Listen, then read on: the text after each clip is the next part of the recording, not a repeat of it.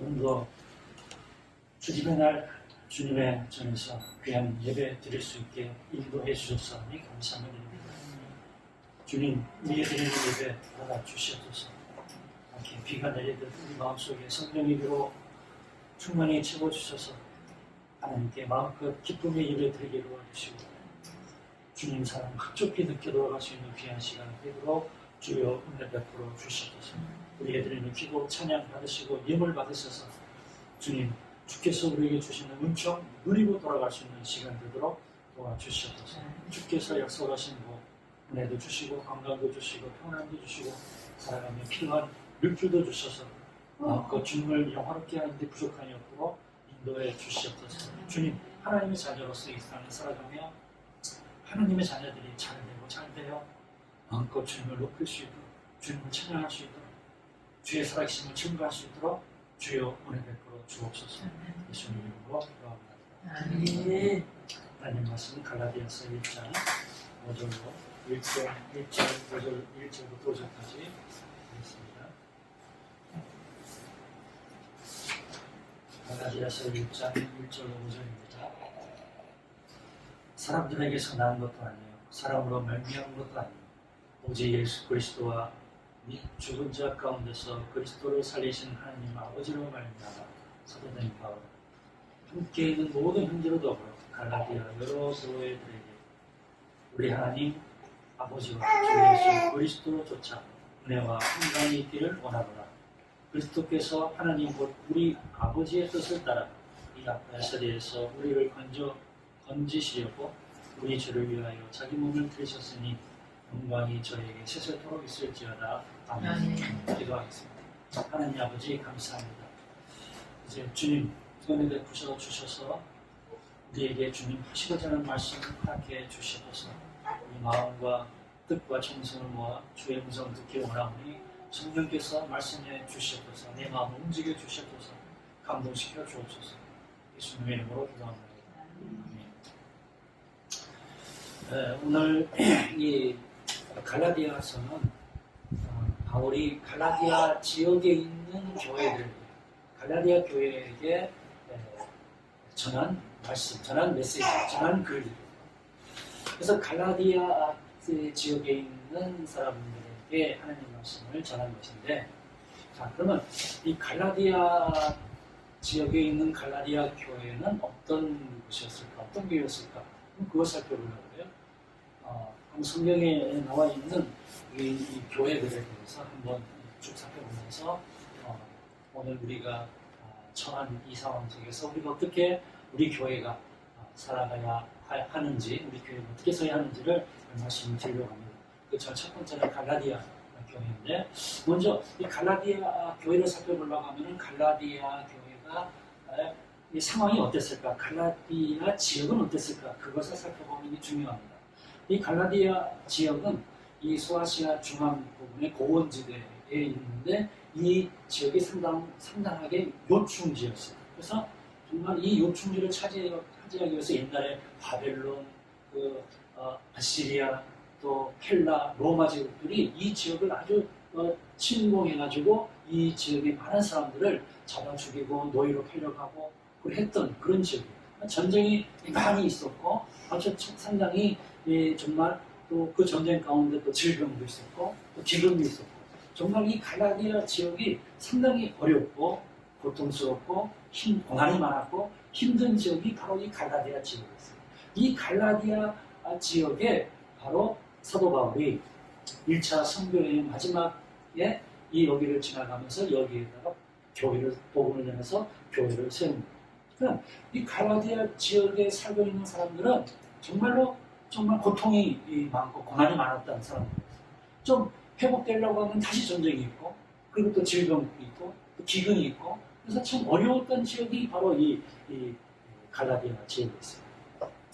교회 살펴보면은 교회가 세워지고 성공적으로 교회가 부흥했던 지역들은 대체로 어려웠던 지역, 고난이 많았던 지역, 전쟁이 많았던 지역, 가난한 사람들이 많았던 지역이 있어요. 이런 지역에 세워졌던 교회는 든든히 서가고 믿음으로 신앙으로 하나님 말씀 듣고 의지하면서 모든 것을 어려움을 극복하려고 했던 그런 그것이 바로 교회사를 살펴보는 그런 어려운 지역들이 바로 교회가 아름답게 성장했다 하는 것을 알 수가 있어요. 제가 알고 있던 어느 목사님도 우리 한국에서 정말 어려웠던 지역에 어려웠던 서울의 어떤 그 달동네 같은 교회에서 목회를 하다가 교회가 상당히 부흥했는데 그 다음에 이제 또 다른 지역으로 옮기셨어요. 다른 지역으로 옮겼는데 이분이 하는 말이 달동네에 있는 사람들이 참 어려웠던 사람들은 하나님 말씀을 사모하고 정말 기도하고 말씀대로 살아서 신앙생활을 잘했던 기억이 있어요. 근데 좀 더 나은 지역, 좀 더 좀 환경이 나았던 지역, 서울에 좀 나았던 지역으로 부임해가지고 거기 가서 목회할 때는 그런 말을 하는 거예요. 정말 교인들이 정말로 그렇게 잘 살고 어려움이 없다 보니까 정말로 그렇게 간절하게 매달리고 신앙생활을 열심히 하지 않는다. 그렇게 말했던 것을 기억합니다. 제가 멕시코 몬테리에 지역에 가서 한인교회를 개척했는데 한인교회 개척했을 때 그 지역에 교회가 제가 아무도 없는 지역을 찾아가서 교회를 개척했는데 교회를 개척할 때의 그 몬테리에 지역이 한인들이 살고 있지만 교회가 없다. 근데 한인들이 얼마 없다. 하지만 교회가 없다. 라는 얘기 듣고 제가 그 지역에 가서 교회를 개척했는데 제가 가보니까 교회 개척에 가보니까 그 지역에 이미 먼저 미국에서 한인 목사들이 많이 내려왔다는 거예요. 와서 그 지역을 답사하고 갔대요. 답사하고 갔는데 그 사람들이 여러 목사님들이 와가지고 답사를 했는데 그에도 불구하고 교회가 세우지 않은 이유는 그 목사님이 와가지고 보니까 한국 사람들이 다 어렵게 사는 거예요.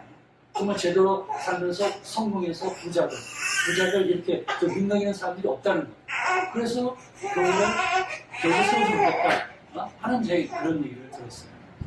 그러나 그곳에서 교회가 세워졌을 때 많은 사람들이 정말 어렵고 힘든 사람들이 교회가 세워지니까 얼마나 간절한 마음으로 교회를 사모하면서 교회를 잘 나왔던 그래서 교회가 아름답게 성장해서 자립해서 제가 저 후원했던 청교회 그 목사를 불러서 담임 목사를 넘겨주고 제가 다른 지역 갔던 그런 기억이 있습니다. 유럽을 보아도 그렇습니다. 유럽 지역에 교회가 양성하게 성장할 때는 유럽 지역에 정말로 어려웠고 힘들었던 그런 상황이었습니다. 유럽이 산업화를 지나가면서 교회가 든든히 성하니까 사람들이 사회적으로 강성해지고 부유해지니까 유럽의 교회가 이제 문을 닫고 점차적으로 교인들이 교회를 떠나는 그런 일들을 볼 수가 있습니다.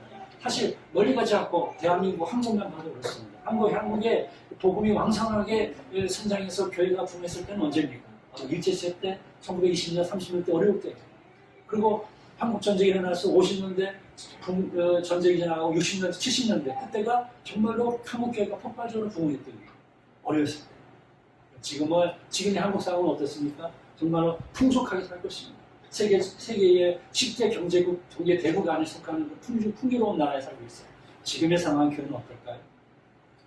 교인들이 교회를 떠나 교회가 성장 안 됩니다. 오히려 퇴보하고 있습니다.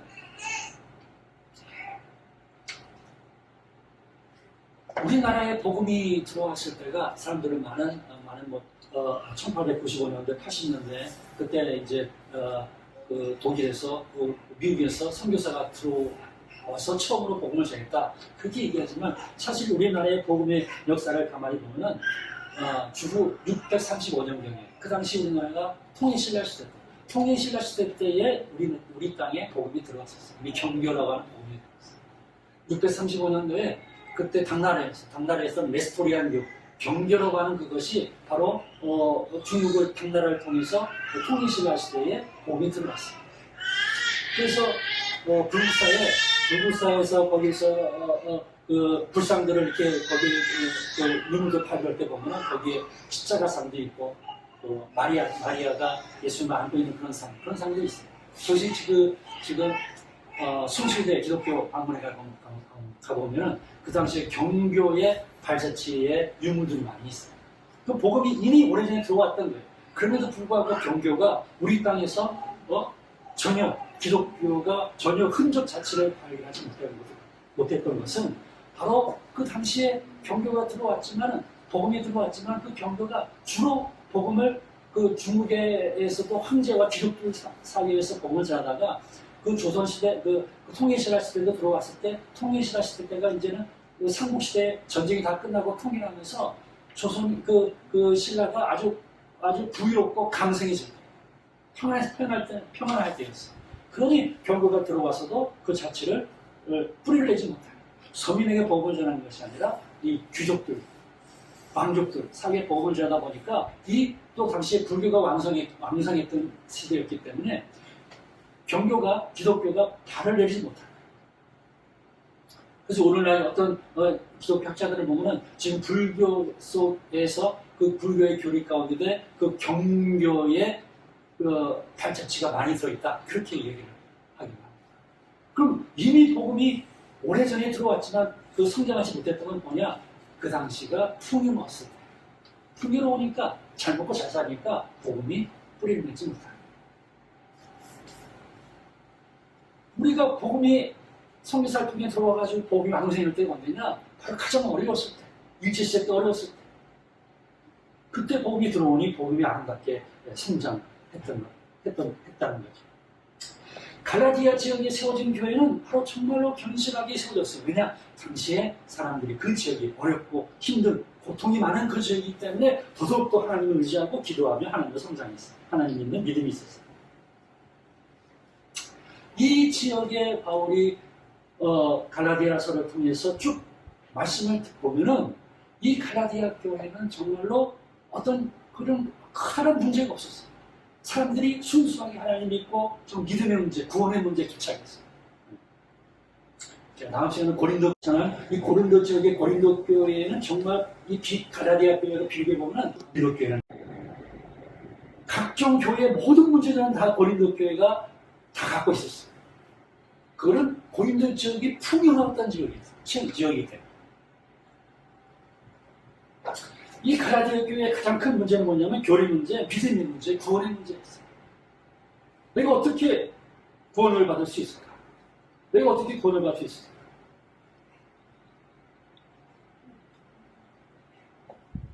이 구원에 대한 문제는 오늘날 현재인들도 우리들도 많은 의무심을 갖고 어떻게 구원을 받을 수 있을까? 그런 생각을 많이 합니다.